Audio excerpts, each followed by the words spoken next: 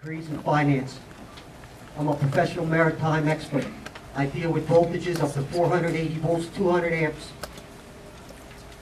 I deserve a right to access to medication at a proper price. I only smoke pharmaceutical grade cannabis, organically grown, with no pesticides. I will not put garbage in my body. I will only put medicine in my body, and I will take care of myself as long as I can to take care of my family, which is the most important thing in my life. Thank you.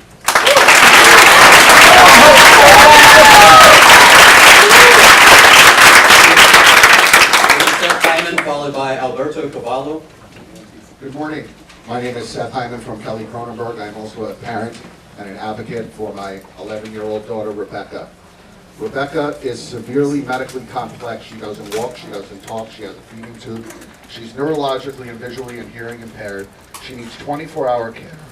Of all of her disabilities, she has uncontrollable epilepsy. My daughter and I and my family lobbied in Tallahassee during the 2014-15 legislative session for the final signature by the governor for Senate Bill 1030. My daughter was there in front of the legislators, and I can honestly tell you that when we walked into their private offices before session, they said, "I just want you to know, Mr. Hyman, that before you came in here, we were going to give a vote no. But when we looked into the eyes of your daughter and saw her pain and suffering, we decided to change our vote." And they ultimately voted yes, and the rest is history with Senate Bill 1030.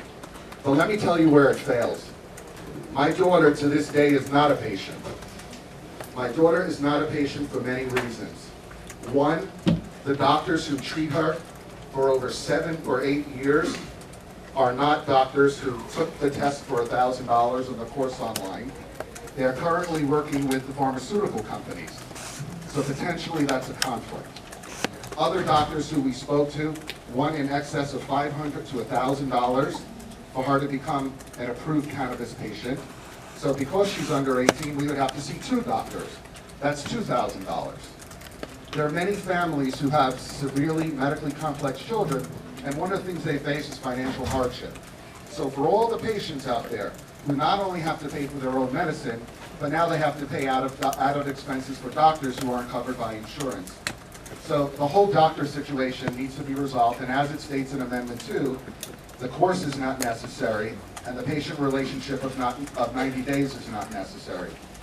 The other thing is medication. The medication itself, the CBD oil that's available now here in the state, is readily available online, shipped to 50 states across the country.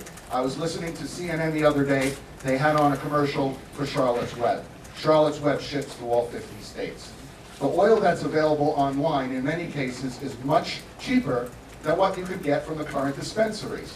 That's one issue. More importantly, my daughter's treatment of CBD, high CBD, low THC is not that effective. We know she needs THC. Unfortunately, when you're limiting yourself to only 7 nurseries, you're limiting yourself to the amount of strains available. Many people in this room know there are thousands of strains. You might have to go through 10, 20, 50 strains to find something that works. That's where we are with the treatment of epilepsy. We have not found a strain that works. The strains that are available through the 7 nurseries are nowhere going to be enough, and this does not adhere to the language in Amendment 2. Thank you. Thank you very much.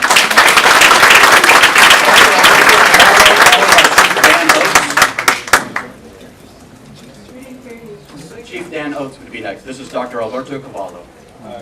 Good morning, everyone. Not a medical doctor. I'm the superintendent of schools for Miami-Dade. 500,000 students pre-K through adult are under our care.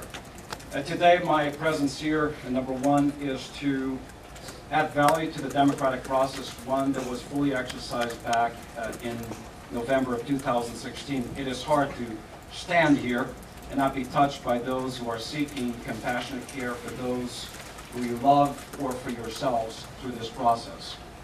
As we embark on that journey through the rulemaking process and the full implementation of legislation that addresses the needs that so many of you have so poignantly declared today, I'm here to ask for consideration also of elements I think are indispensable to this dialogue. Number one, as these dispensaries are considered, let us consider where schools are located and establish safe zones around schools. A minimum distance so that students are not confused by what they see. Secondly, prohibition against the packaging of medical marijuana products in a way that resembles candy or anything that children could misidentify. Thirdly, because as a school system we are required by law, and we do it in a compassionate way, of dispensing medication to students and employees in the workplace, appropriate compassionate regulation and latitude be given to us to administer these products in a safe, regulated way to children and employees in the workplace. There is a way of navigating this process, respecting all sides, establishing a balance between the compassion, need, and care for those in pain, but also providing the appropriate guidelines and safeguards for children and employees in our school system. Thank you very much.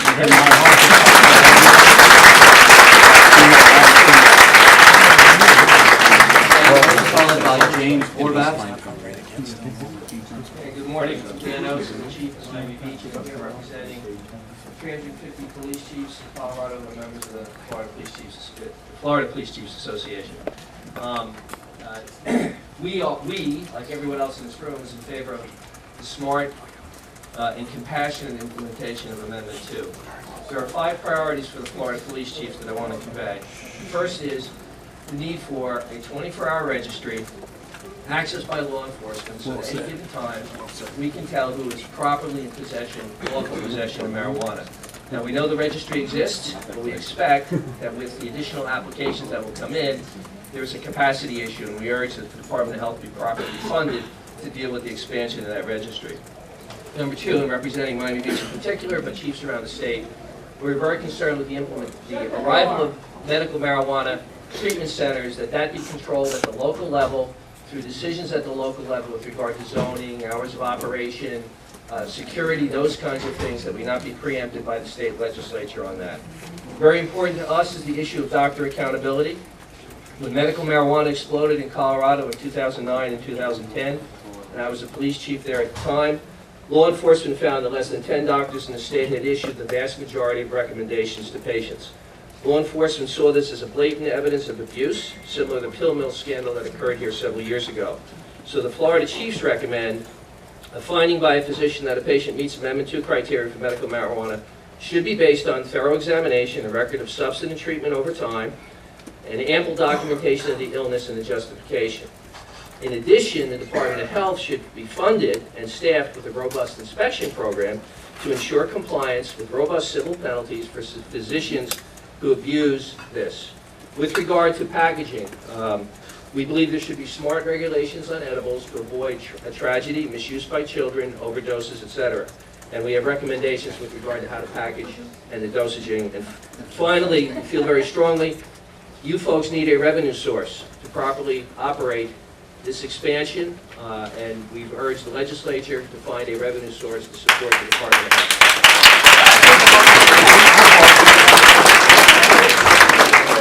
We allocate money from the police department. Good morning, everyone. My name is James Horvath, and I'm a veteran of the Gulf War. I actually brought this Marlene with me. I've spent the past couple of years working in this field specifically. I'm a technology expert for the past 20 years. And I've had numerous family members that have had issues concerning the exact items that are listed within Amendment 2. As a matter of fact, I took my own mother to see a physician in Arizona to get her medical marijuana card.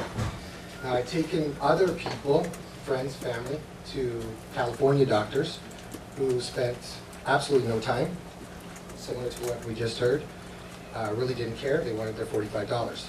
I think Arizona's done it right, and I think we need to take a look at what's done in the correct states and not what's done in all states. So Arizona has 130 dispensary companies. They started off as vertical and switched to horizontal.